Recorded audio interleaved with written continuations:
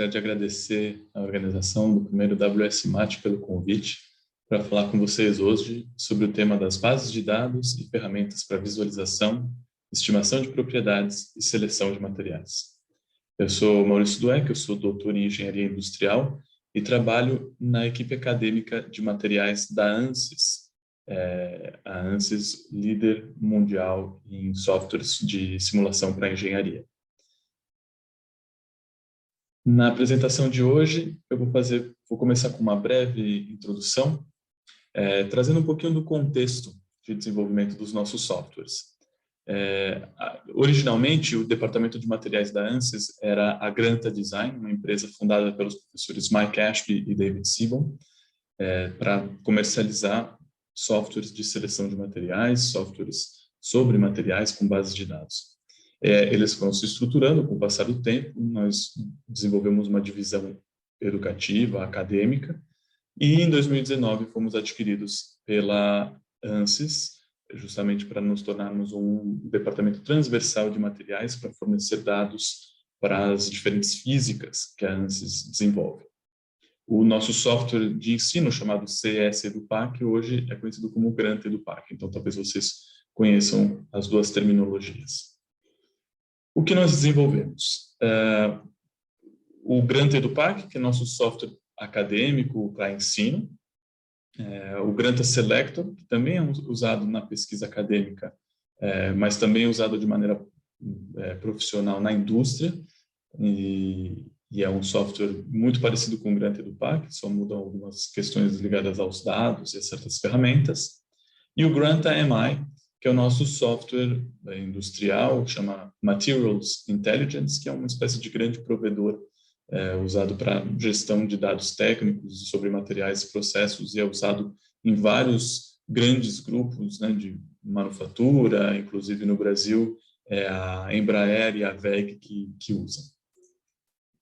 Bom, o Granta EduPac, que vai ser o foco da apresentação de hoje, ele obviamente é um software acadêmico já bem reconhecido na área de materiais, e isso a gente vai ver em mais detalhes, né, usado em milhares de instituições de ensino, com bastante recursos, mas a própria ANSYS também está presente em diversos pontos, né, do mundo acadêmico, e é uma referência tanto na pesquisa, sobretudo, mas também, por exemplo, usada por estudantes em equipes, né, de competição estudantil, e também usada, de modo geral, com a nossa versão gratuita para estudantes, né, dos softwares da ANSYS, para simulações de todo tipo.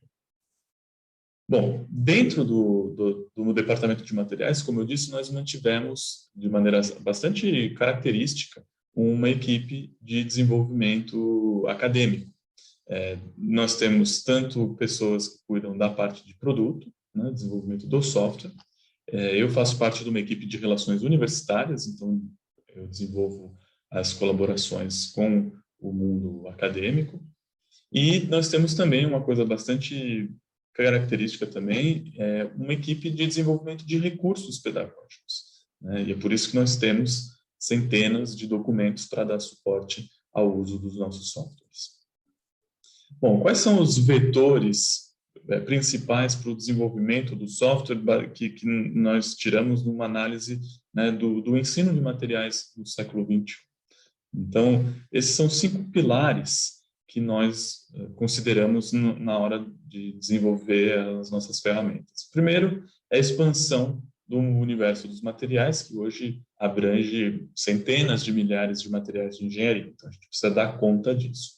Em segundo lugar, nós temos aqui a necessidade de, com tantos materiais disponíveis, achar dados úteis, relevantes, rapidamente, e, sobretudo, dados que possam servir para trabalhar com projetos, né, e casos reais. Terceiro ponto é que nós identificamos, isso eu vou mostrar mais para frente, diferentes abordagens no ensino de materiais, e a gente dá suporte a essas abordagens distintas. Mais um ponto que me interessa, porque também é a minha especialidade, é a integração da sustentabilidade e do ecodesign no desenvolvimento de projetos. Isso tanto do ponto de vista de uma demanda da indústria, né, do mundo profissional que requer isso cada vez mais, a gente tem visto essa tendência a se acelerar nos últimos tempos, mas também dos alunos, que querem ver o seu conhecimento técnico adquirido aplicado nesse tipo, porque eles já vêm com uma certa consciência da importância desses temas. Por fim, o quinto pilar é o uso da tecnologia em sala de aula, mas para favorecer autoaprendizagem, metodologias ativas, trabalho baseado em projetos, né, e não só como um artifício. Bom, é aquilo que eu falei das abordagens para o ensino de materiais. Nós identificamos duas, talvez vocês reconheçam uma ou as duas, e por isso que é interessante que o software dê suporte a ambas. Primeiro, a mais clássica, foi assim que eu aprendi há algumas décadas, né, a ciência dos materiais. Nós temos aqui uma abordagem que parte da atomística, né, das propriedades do núcleo, depois verifica um pouco as orbitais, as nuvens eletrônicas, e vai ensinando a estrutura cristalina, os diagramas de fase, as discordâncias, o comportamento plástico, as propriedades nos grãos, né, e por fim chega nas propriedades macroscópicas, nos testes de caracterização. E aí, talvez no final do curso, em algumas disciplinas mais avançadas, você tenha alguns projetos, né, ou algumas disciplinas mais focadas em produtos. Essa é uma abordagem baseada na ciência, uma abordagem mais fundamental, que justamente é usada nos cursos mais focados em ciência fundamental.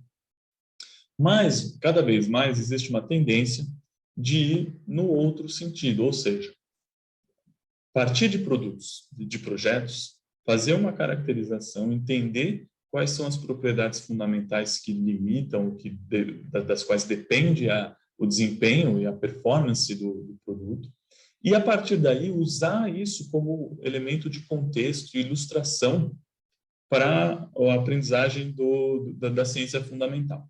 Então, a gente faz o caminho inverso, essa é uma abordagem pelo design, uma abordagem mais de engenharia, e que costuma ser usada mais em disciplinas e cursos de engenharia mais focados em produtos, engenharia civil ou engenharia ambiental. Bom, o software dá suporte a ambas, mas o software também não é só ensino de materiais no sentido da ciência dos materiais. Obviamente, historicamente, a gente partiu da ciência dos materiais aqui e foi também por conta das origens com o professor Esch, do Departamento de Engenharia Mecânica lá de Cambridge, muito rapidamente a gente adentrou os departamentos de engenharia mecânica. Mas os materiais fazem interface com vários campos do conhecimento e a gente progressivamente foi expandindo as nossas bases de dados. Vocês veem aqui várias áreas do conhecimento que usam as nossas bases de dados. Até hoje, por exemplo, a gente tem umas bases de bioengenharia que são usadas em faculdades de medicina ou de odontologia para abordar materiais, biomateriais, enfim. E então a gente teve essa diversificação do escopo do software. Mas também tem uma diversificação dentro do ponto e do momento no qual o software pode ser usado. Então, a gente tem conteúdo básico, que pode ser usado para disciplinas de introdução à ciência dos materiais, com todas as carreiras de engenharia, por exemplo, até bases de dados e ferramentas mais avançadas para os trabalhos de fim de curso, trabalhos mais específicos, né, ou essas equipes que a gente mencionou, trabalhos de pós-graduação, onde a gente chega nesse ponto digamos, avançado, mais sofisticado da seleção de materiais, por exemplo. O software em si, como eu disse, ele obviamente tem essas bases de dados, né, essa grande enciclopédia de dados, e que é operacionalizada com ferramentas de visualização, de filtragem, de estimação de propriedades. Mas ele também acompanha esses recursos pedagógicos que eu mencionei. Isso é extremamente importante porque, enfim, com estudos de caso, apresentações, muitos também preparados pelo professor Esch, papers, exercícios, arquivos de projeto, pôsteres, tudo isso dá suporte, ajuda a aplicar o software, mas também a ampliar e inspirar também, estimular os alunos com vários aspectos diferentes. Então, isso é uma mão na roda na hora de usar o software em sala de aula. O software, como eu disse também, ele progride com o passar do tempo. Então, a gente começa com 3 bases de dados padrão, né, que chamam standard, né, que são as bases de dados de nível 1, 2 e 3 mais genéricas.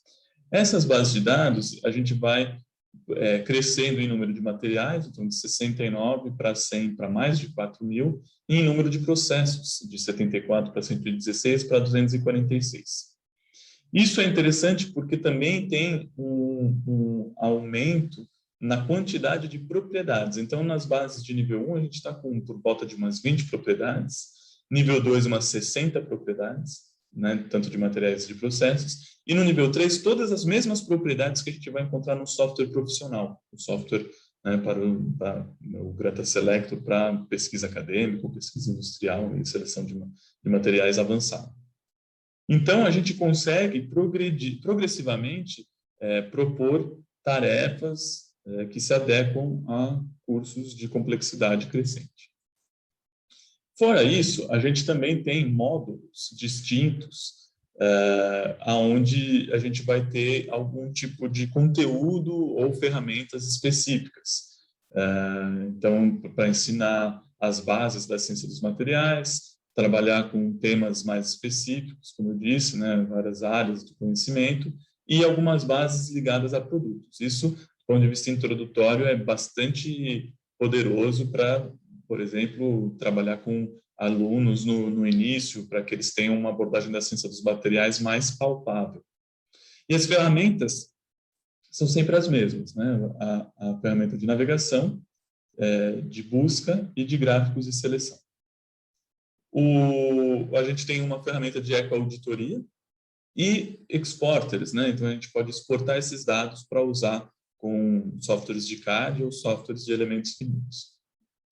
Nas bases avançadas, a gente vai ter bases mais completas, mais complexas também, onde a gente chega, no caso da base de polímeros, a mais de 100.000 formulações de resinas e polímeros dadas por fornecedores. Isso, então, é interessante para chegar num certo grau de minúcia, né, nos projetos.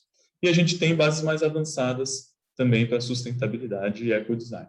As ferramentas também nesse nível, a gente vai ter uma ferramenta que permite modelar propriedades de materiais híbridos, estimar custo de peças, inclusive fazer projetos de eletrificação com baterias. Então, a gente tem uma ferramenta nova de modelagem de pacotes e módulos de baterias.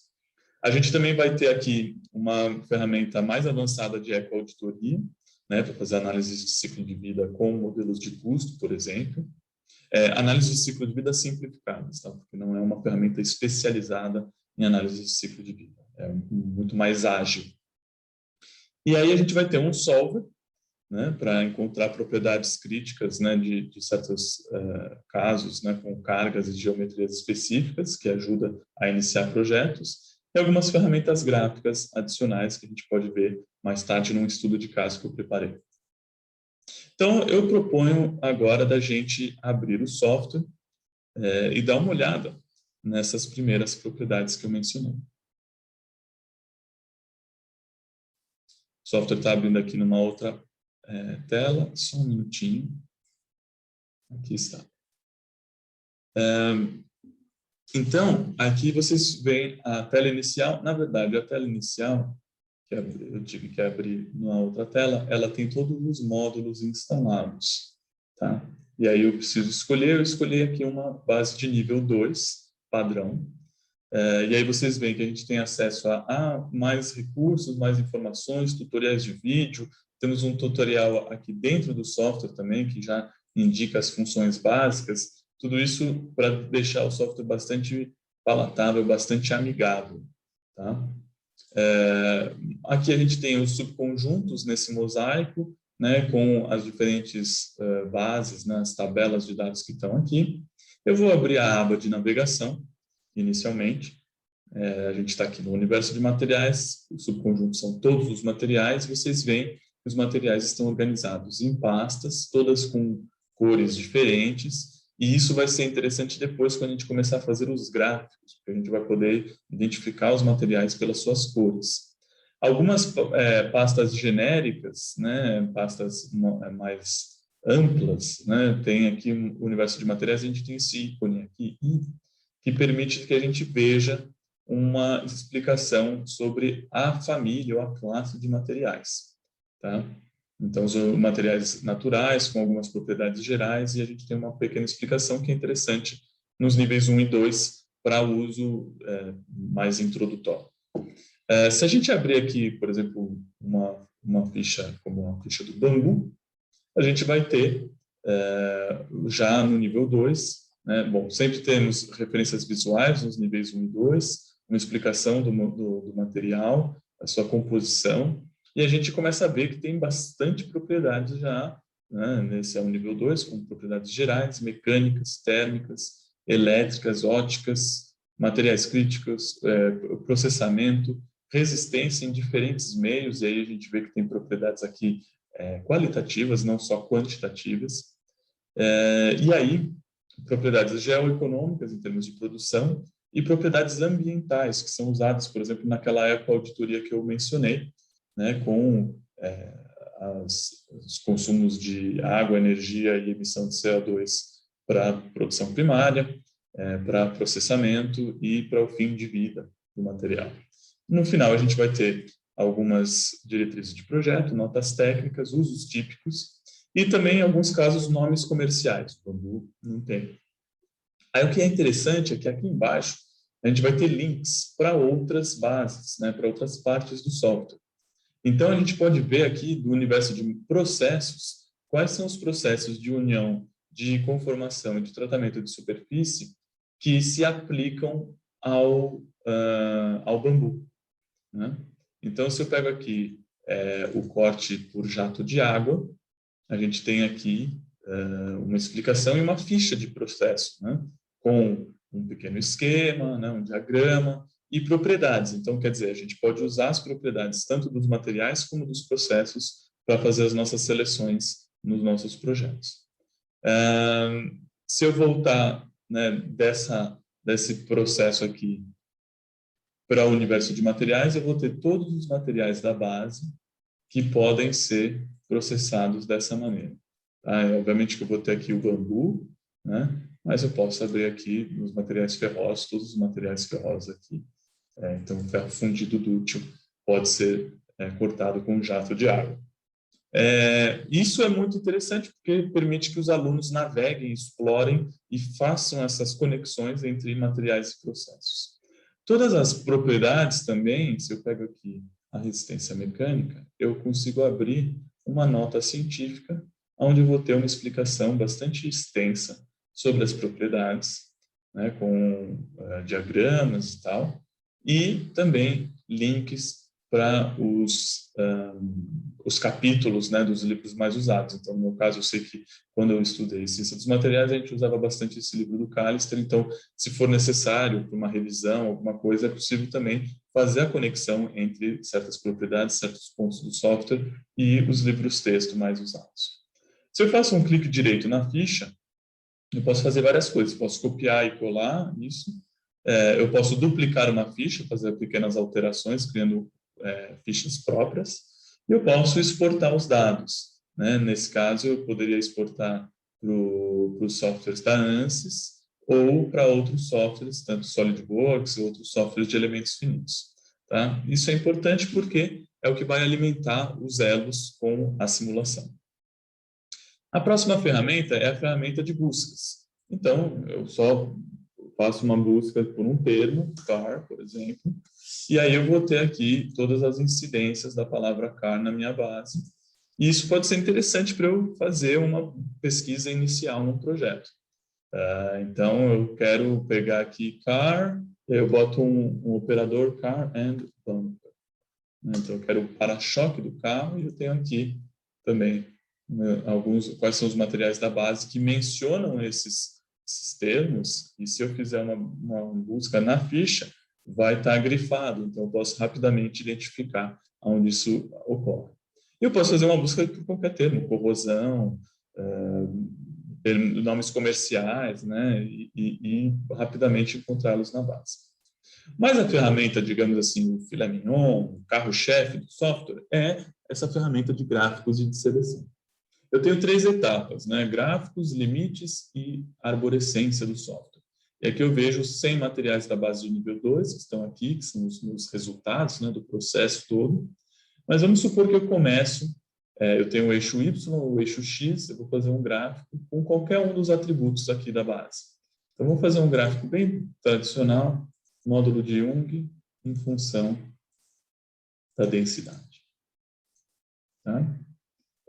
Se eu faço esse gráfico, eu vejo aqui as minhas bolhas, né? Esse é o famoso mapa de Esp, o gráfico de bolhas, onde eu posso, inclusive, mostrar como que estão distribuídas as famílias. Então, vocês veem aqui as espumas, os materiais naturais, elastômeros, polímeros, cerâmicas não técnicas, e a partir disso a gente já consegue entender algumas coisas, né? Por que os metais e ligas têm uma faixa tão grande de densidade, os vidros estão tão juntinhos aqui, os polímeros aqui, etc. Se eu quiser começar a fazer seleção, eu posso fazer seleção gráfica. Então, eu posso pegar aqui uma caixa e falar assim, eu quero materiais rígidos, mais leves. Então, eu vou pegar aqui uma caixa e vou botar nesse quadrante aqui. Né? Vocês veem que os outros materiais foram excluídos, né? Ficaram cinzas, eu posso removê-los. Vou remover também aqui as minhas legendas, que não preciso mais, e eu posso redimensionar aqui, fazer um zoom e começar a explorar esse gráfico. Então, aqui eu tenho as espumas rígidas, poliméricas, eu tenho aqui espumas metálicas, cerâmicas, aqui eu vou ter o pinho, e aqui o meu bambu, e eu tenho, inclusive, aqui poliésteres, eu tenho outros materiais poliméricos. Tá? Isso já me permite fazer algum tipo de seleção. Eu posso começar a brincar com isso, por exemplo, na próxima etapa, colocando algum limite. Então, eu posso dizer qualquer uma das propriedades aqui, eu posso dizer o que eu estou buscando. Então, eu quero alguma coisa que tenha uma boa resistência à água fresca, seja excelente, então, resistência à chuva, e se eu vou usar uma estrutura marítima também, excelente resistência, eu já começo a aplicar. Então, tenho 17 materiais aqui que passam. Se eu aplico isso, eu já reduzi para 8. E eu posso colocar valores, inclusive. Né? Então, eu posso buscar aqui algum tipo de valor numa propriedade mecânica. Então, vamos supor, pego aqui a tenacidade e a fratura. E eu não sei qual que é o valor mínimo. Então, eu posso buscar aqui, eu vi que eu tenho materiais cerâmicos, eu acho que cerâmicos estão muito frágeis, então eu posso ver como que eu faço para excluir os materiais cerâmicos. Eu tenho uma escala aqui que me indica que a partir de 10 megapascal vezes raiz de metro, eu devo poder excluir esses materiais. Então eu aplico aqui, excluir todos. Não tem ninguém que suporte isso. Então talvez eu possa diminuir para 5, também está muito. Vamos para 1. E aí voltaram aqui os meus polígonos. E assim, essa é uma maneira, né, com tentativa e erro, mas a gente pode fazer isso com as especificações do projeto.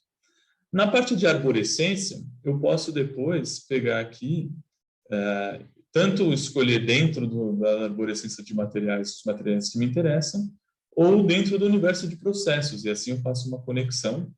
E eu posso pegar só materiais, por exemplo, que possam ser fabricados com manufatura aditiva, se isso tem alguma coisa a ver com o meu projeto. E aí eu aplico isso, vocês veem que eu fiquei aqui com 5 materiais, ok. Né? Acho que devo ter eliminado talvez ali o poliéster.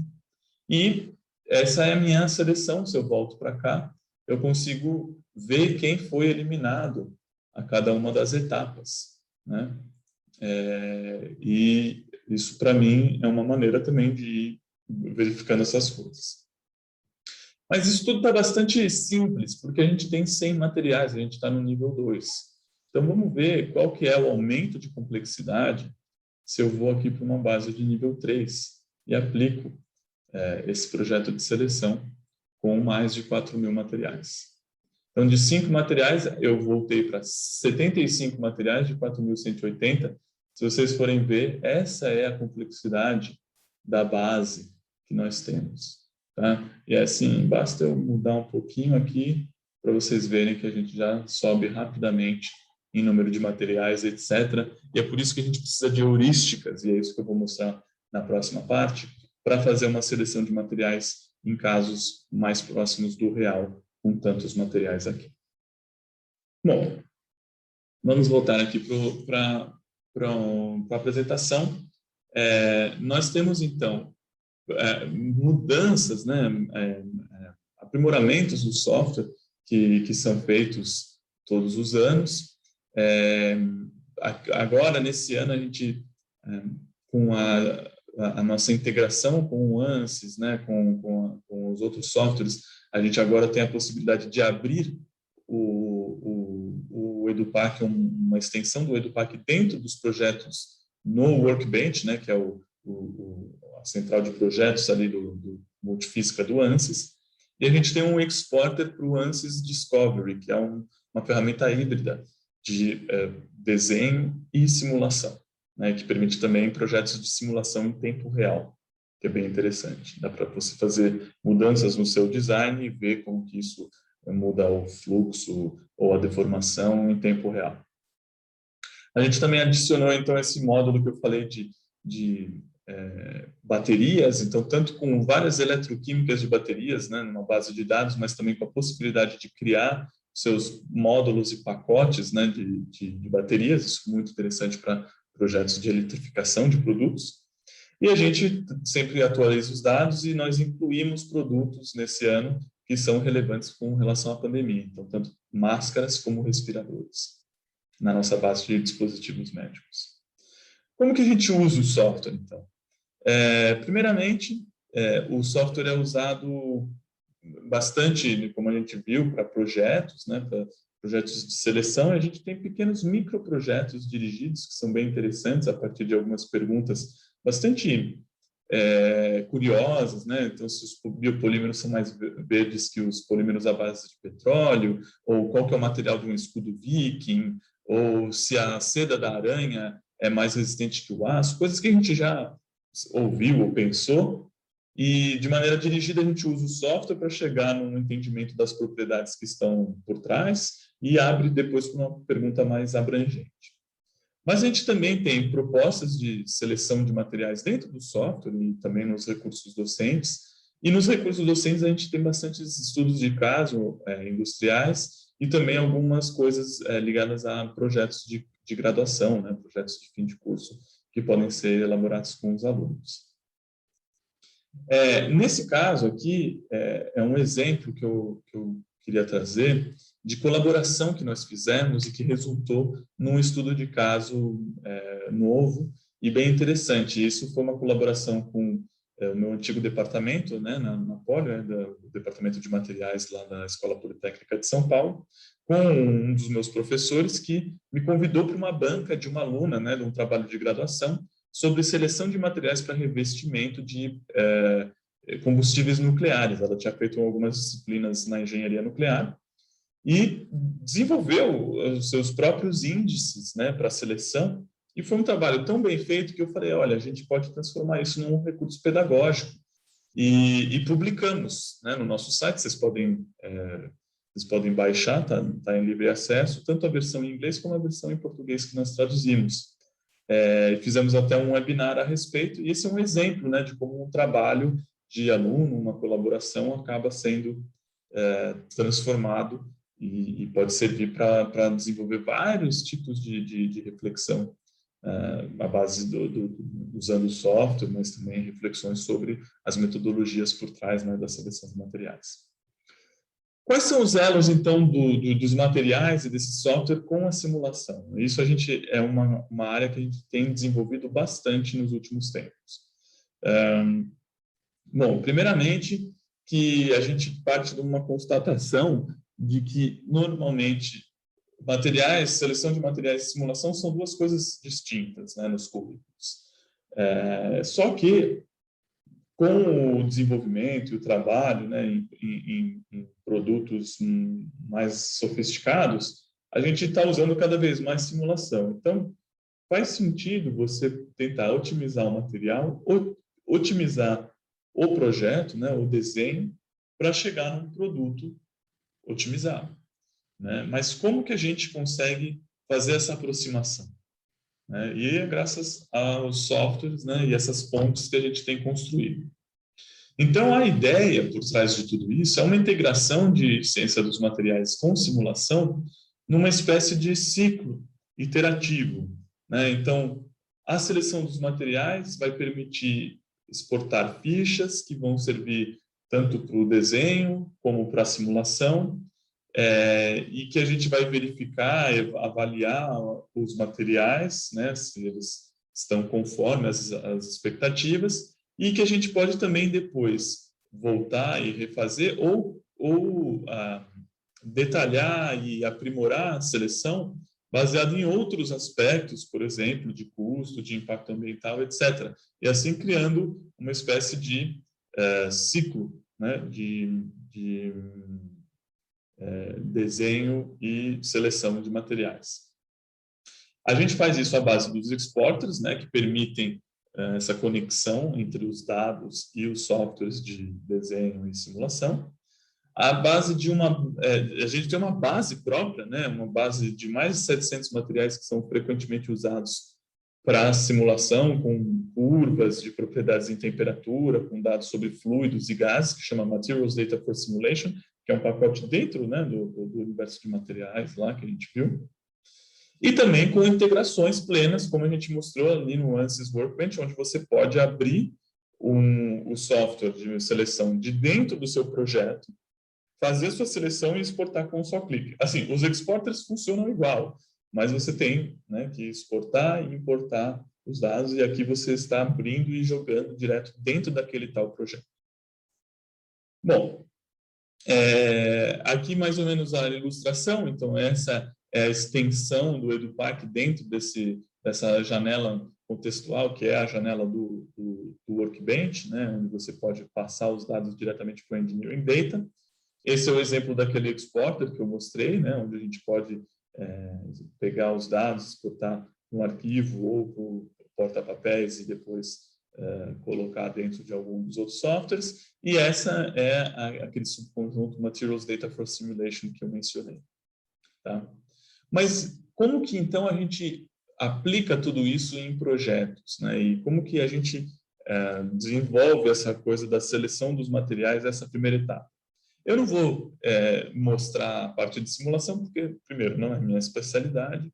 Eu acredito que vão ter várias outras apresentações que vão mostrar um pouco esses aspectos. O que eu vou focar aqui é na metodologia de seleção de materiais, seleção sistemática de materiais, e como que a gente pode usar isso para alimentar a simulação. A gente costuma introduzir esse tema falando de alguns produtos, né? E nesse caso a gente tem aqui as bicicletas, né? E a gente vê a evolução das bicicletas, tanto do design como do desempenho, em função também da evolução dos materiais usados. Então a gente teve aqui as primeiras bicicletas feitas de madeira, depois usamos aço, né? Para brasado, enfim. Aqui, alumínio com tratamentos térmicos. A gente chegou a fazer bicicletas, né, ainda faz, bicicletas de plástico, né, moldadas por injeção. A gente tem aqui bicicletas com ligas de magnésio e até chegar nas bicicletas de fibra, né, na verdade, de polímero reforçado com fibra de carbono. Bom, o que isso significa? Na verdade, quando a gente faz os gráficos e a gente busca por propriedades específicas, a gente, na verdade, tem aqui, por exemplo, as propriedades que são importantes. A gente sabe que o limite de escoamento, né, do quadro é importante. E a gente também sabe que a densidade é importante. A gente não quer uma bicicleta que seja super pesada, obviamente, para a performance dela isso é importante. Só que são os dois ao mesmo tempo que a gente está buscando, não é uma propriedade em si, né? E eles estão relacionados, né? Depois a gente pode até ver, e no software tem as indicações, né, de como derivar esses índices, mas a gente sabe que é uma relação do limite de escoamento sobre a densidade, né? Então, quanto maior essa relação, melhor vai ser a performance desse meu material. Então, essa linha do índice, ela vai representar uma ISO performance, um ISO desempenho. Então, na verdade, a gente pode mexer com geometria, então, um quadro mais espesso, menos espesso, dependendo de onde a gente estiver aqui, né? E quanto mais a gente sobe isso daqui, mais leve e resistente vai ser a minha bicicleta, tá? Então, se a gente aplicar isso aos materiais que a gente viu, né? A gente começou aqui com uma madeira, ela está situada mais ou menos aqui. Se a gente traça a minha linha de índice aqui, né, do limite de escoamento sobre a densidade, a gente vê que estamos, né, mais ou menos próximos aqui da linha. O aço, inclusive, esses primeiros aços que foram usados, aparentemente eles estavam até um pouco abaixo em termos de performance. O polímero que a gente foi escolher provavelmente foi um desses polímeros aqui da parte alta, né, do universo de polímeros, por isso que demorou talvez para a gente fazer bicicletas de polímeros.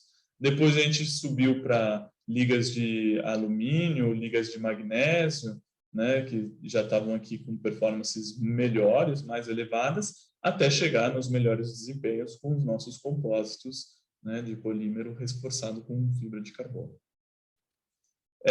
Isso, na verdade, é uma maneira de introduzir a metodologia de seleção dos materiais que foi desenvolvida pelo professor Ashby, tanto em livros mais introdutórios como em livros mais avançados, né, como esse aqui, que é um grande clássico, né, que é a Seleção de Materiais para Projetos Mecânicos. Inclusive, acho que tem tradução em português. No que consiste? A gente parte de todos os materiais, a gente vai decompor os requisitos de projeto em 3 coisas fundamentais: a função, o que o componente, a peça, o produto deve fazer; as restrições, quais são as condições, né, que precisam ser atendidas; e os objetivos, aquilo que a gente está buscando maximizar ou minimizar. Quando a gente estabelece isso, a gente consegue fazer critérios, né, de filtros baseado nas restrições para chegar numa exclusão de certos materiais e ranqueá-los baseados nos objetivos, né? A gente consegue classificar os materiais pela performance deles baseados nos objetivos. E como o mundo não é perfeito, a gente normalmente chega numa lista de materiais, a gente não chega em um material.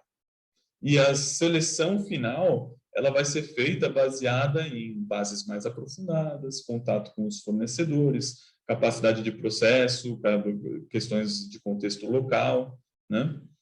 E assim a gente vai chegar numa seleção. Isso não significa que depois a gente não vai usar esse material numa simulação, os dados, e a gente volte e refine essas etapas. Por isso que eu falei que isso é uma atividade meio cíclica de projeto. Tá? Bom, aqui alguns exemplos, né? Porque tem vários tipos de situação. Para uma determinada função, a gente pode ter, por exemplo, várias restrições e um objetivo.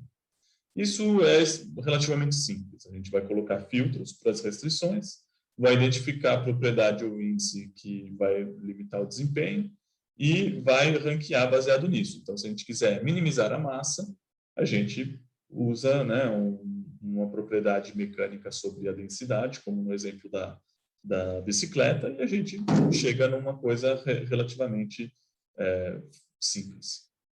A gente pode ter restrições múltiplas em um objetivo, mas o objetivo ele pode estar limitado por 2 restrições que são meio dependentes ou que precisam ser mantidas, ambas, né? A gente precisa atender as 2. Então, a gente normalmente vai fazer uma solução gráfica, fazendo uma seleção em que a gente acopla essas duas restrições, e eu tenho um exemplo de um gráfico na sequência que eu vou mostrar para vocês, mas isso é chamado um problema min-max, então a gente acaba resolvendo isso graficamente com o software. Depois a gente pode ter as mesmas restrições, né, ou várias restrições e dois objetivos. E aí, nesse caso, a gente vai pegar os índices de material e a gente vai colocar eles num eixo em si. E assim a gente coloca um índice num eixo e um índice no outro eixo. E a gente consegue fazer uma seleção baseada nisso. E, se for necessário, a gente cria uma função de penalidade, porque isso vai gerar conflitos entre um objetivo e o outro, e a gente consegue ver com essa função quais são os ganhos que a gente tem entre um e outro. Tá? Se a gente fazer um compromisso, né, ou diminuir uma performance num dos eixos, o que a gente ganha no outro, etc. E aí, o último caso é vários objetivos e várias restrições, e aí, na verdade, a gente vai sobrepor os gráficos. Então, a gente vai criar vários gráficos, vai fazer vários eixos com vários índices e vai filtrando baseado em cada um desses, e a gente consegue chegar numa seleção. Exemplos gráficos disso que eu estava falando. Primeiro, aqui, se a gente tem objetivos em conflito, então dois objetivos, nesse caso, massa por unidade de rigidez e custo por unidade de rigidez. A gente vai acabar tendo nessa zona as nossas soluções de baixo custo e aqui as soluções de baixa massa, e a gente tem essa frente que chama frente de Pareto, que vai ser aonde a gente vai ter que resolver esses dilemas, e aí a gente pode verificar se a gente vai focar em custo ou massa, e traçando linhas paralelas aqui, nesse sentido, a gente consegue mais ou menos comparar o que se ganha e o que se perde entre os diferentes materiais. Essa é aquela função penalidade que eu falei. Nesse caso aqui, a gente vai ter um só objetivo, mas com duas restrições que vão depender, das quais vai depender a performance. No caso, por exemplo, a gente tem dois mecanismos de falha, que são dados pela massa por unidade de resistência compressiva e a massa por unidade de resistência à flambagem, para falar dos dois mecanismos de falha de um caso. Eu acho que esse é um caso um caso aeroespacial, ou de um recipiente a pressão, de um vaso de pressão, ou de um caso que a gente fez sobre uma sonda que pousa em Marte, tá? E aí, o que você faz? Você estabelece bom, aí no estudo de caso está mais explicado, mas você estabelece uma linha de acoplamento com base nas condições de carga e geométricas, e aí você coloca aqui um nível para cada uma das restrições, e se a gente quer minimizar essa massa, você vai fechando isso de maneira que as duas linhas se toquem aqui na reta de acoplamento. E aí você consegue garantir que uma condição e a outra, quando elas se tocam, elas estão sendo atendidas, porque é a reta de acoplamento que mostra essa zona no gráfico. Tá? Isso vocês podem verificar nos nossos estudos de caso também, no nosso site, que estão disponíveis. Então, vamos fazer um pequeno estudo de caso para exemplificar esse uso no software. Nesse caso, é um estudo de um painel para uma porta, né, de um carro, e a gente está querendo verificar opções que não sejam o aço. Tá? A gente vai decompor aqui, né, a função, é uma chapa carregada em flexão, um projeto delimitado pela rigidez, com o comprimento e a largura, né, que estão especificados, mas a espessura, né, a porta tem uma dimensão, mas a espessura dela pode variar. A gente tem as restrições de temperatura, limite de escoamento, tenacidade à fratura, resistência à água e a solventes orgânicos, né, caso chova ou a gente derrube gasolina, e a gente vai fazer uma escolha por processos que sejam o que a gente chama de near net shape, ou seja, próximos da forma final, para exigir um mínimo de usinagem, né? Então, se a gente está pensando em soluções para substituir o aço, a gente pode pensar em compósitos, deformação de chapas e processos de injeção, né, moldagem por injeção de polímeros. Os objetivos são, como em muitos casos de engenharia, minimizar massa e minimizar custo. Tá?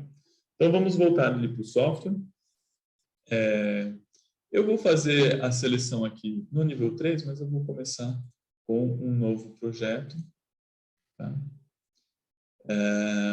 E eu posso, na verdade, como eu sei, eu lembro do estudo de caso, eu posso verificar aqui qual que é o material de referência, que é aquele aço que a gente falou, que é um aço YS 170. Eu tenho aqui essa ficha, eu posso estabelecê-lo,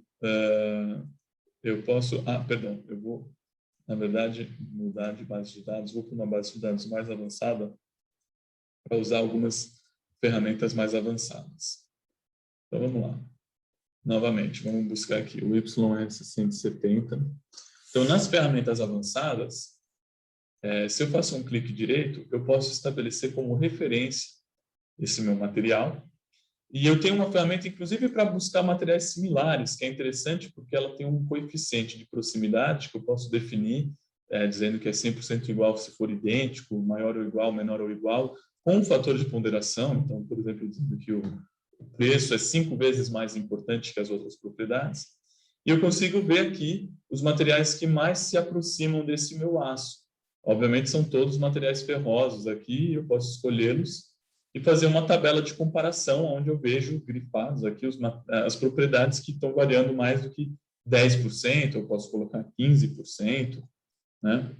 E eu vejo aqui o que está variando, se é bom, se é ruim, se é problemático ou não.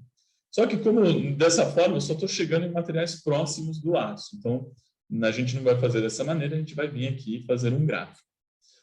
O nosso gráfico, eu vou usar aqui eu tenho nas bases de nível 3 uma espécie de wizard, né? Um buscador de índices de mérito. E eu já tenho vários modelos mecânicos, modelos de abrasão, modelos térmicos, modelos elétricos, modelos de gases. Tudo isso é uma literatura que já existe, mas que já foi integrada no software. Tá? E que tem também aqui na parte de autoaprendizagem, tem as derivações de tudo isso. Mas eu vou pegar aqui um painel em flexão, né? Uma chapa em flexão, já tenho as variáveis fixas e livres, né? E eu vou fazer uma restrição pela rigidez mesmo, eu vou otimizar no primeiro eixo a massa.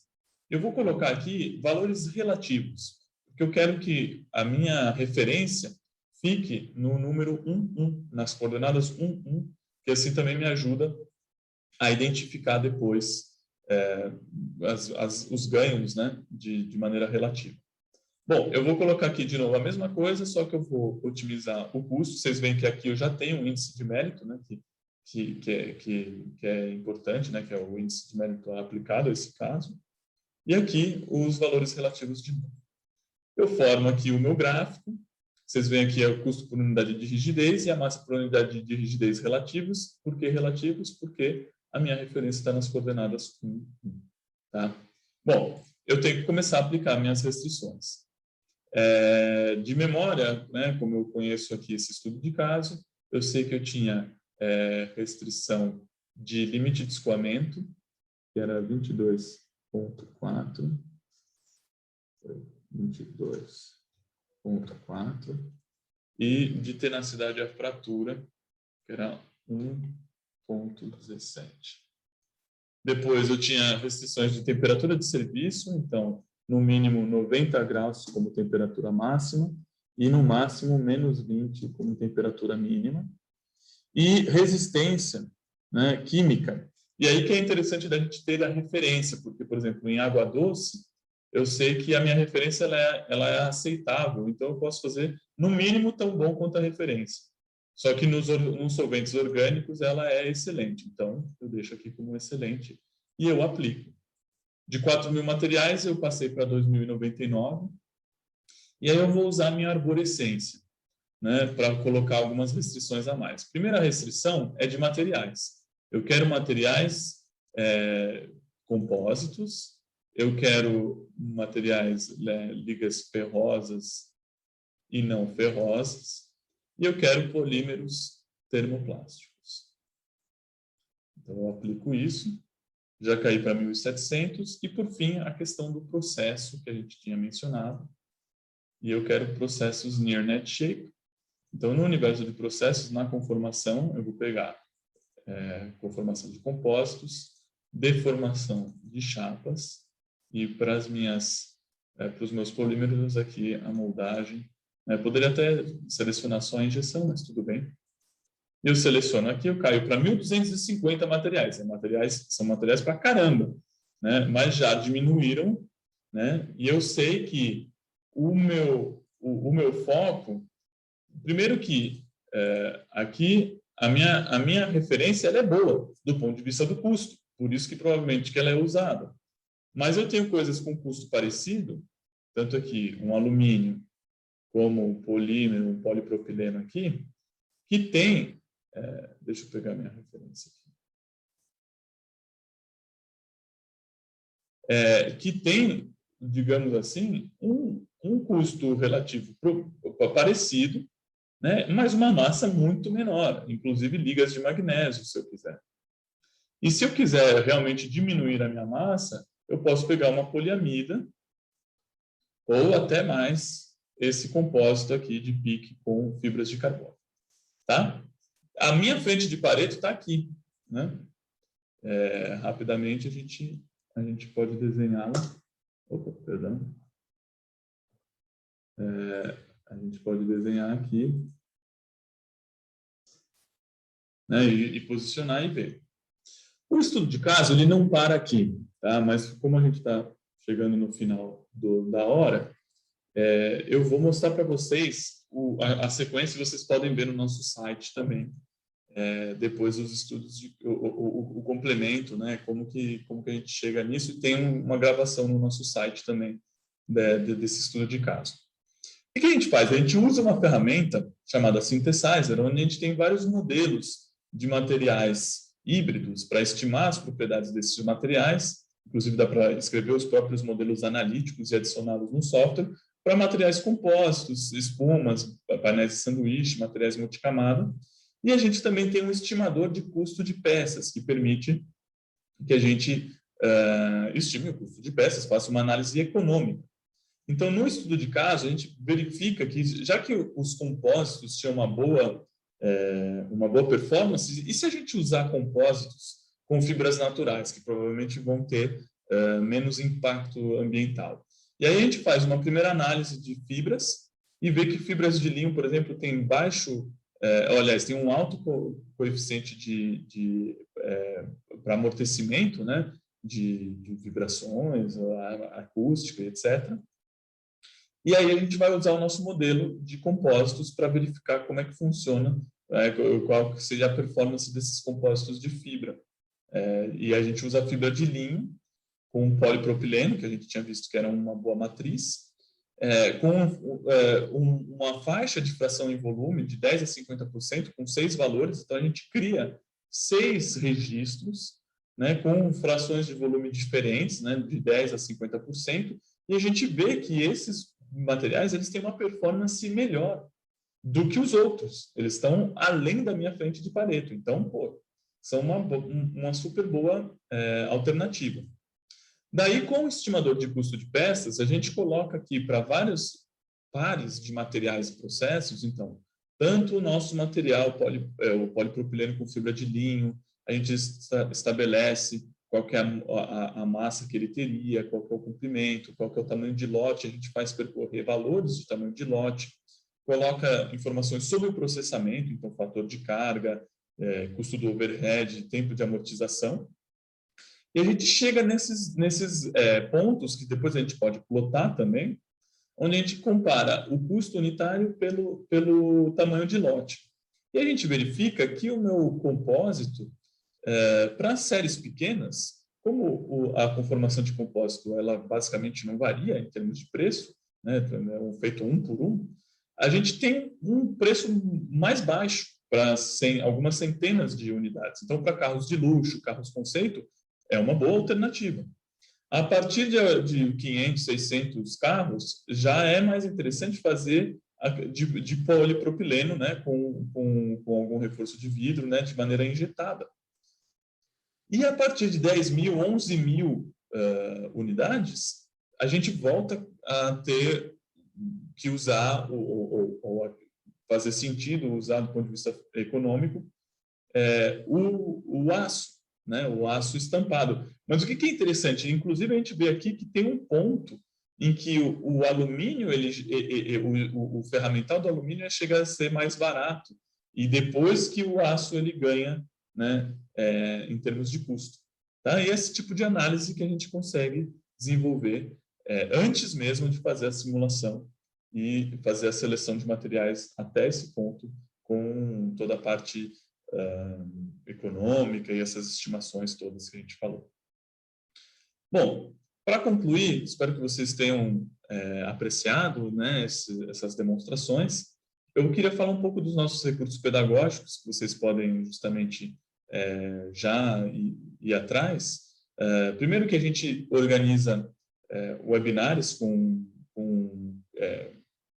colaboradores, e nós mesmos desenvolvemos, né, recursos, e vocês podem ir no nosso site para se inscrever nos webinários, mas também buscar os recursos. A gente faz reuniões com nossos usuários para justamente buscar o feedback e aprimorar as ferramentas.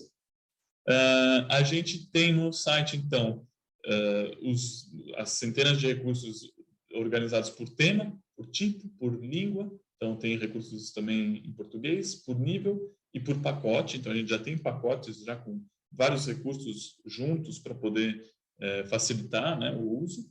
E a gente tem desenvolvido vídeos tutoriais e a ANSYS está desenvolvendo cursos de inovação, e a gente já desenvolveu 2 cursos que são abertos, né, ao público: Introdução à Elasticidade de Materiais e Introdução ao Desempenho dos Materiais. E vocês podem, no nosso site, ver esses cursos. E também temos um fórum com perguntas sobre o software, mas sobre materiais de um modo geral, que é respondido por vários membros da comunidade, e o centro de recursos, e nesse caso é onde a gente vai encontrar os webinários, né, várias gravações e outras coisas no site da ANSYS. Queria agradecer novamente à organização pelo convite. Espero que tenha sido informativo, né, um momento agradável para vocês. Se vocês tiverem qualquer dúvida, estamos em contato por e-mail, me mandem uma mensagem. Vocês podem entrar no nosso site também. E, bom, nos vemos em breve. Até a próxima.